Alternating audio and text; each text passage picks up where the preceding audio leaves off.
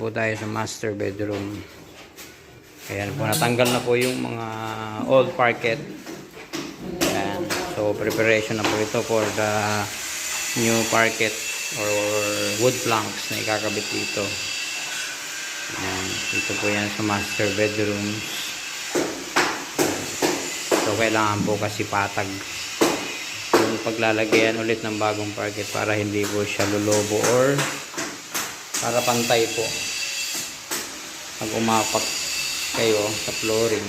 So para po pantay, kailangan po malinis na malinis. Tsaka para dumikit din yung gagamitin yung rugby or no more nail or stick well or kahit ano po man gagamitin. So kailangan po malinis lahat. Ayan, so kaya sipag ni Bunso sipag talaga. Yan ang tagalinis dito. Shout out. Shout out. Shout out. Ayan, tapos dito naman po sa living na second floor.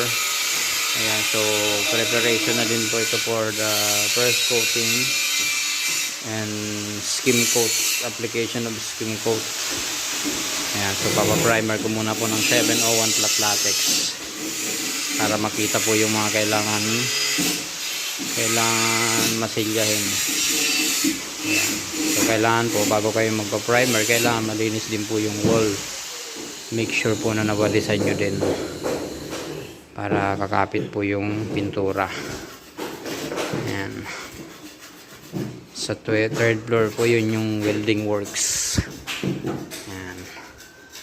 So nag-extension po kami ng attic. Kaya meron po akong welding work sa taas.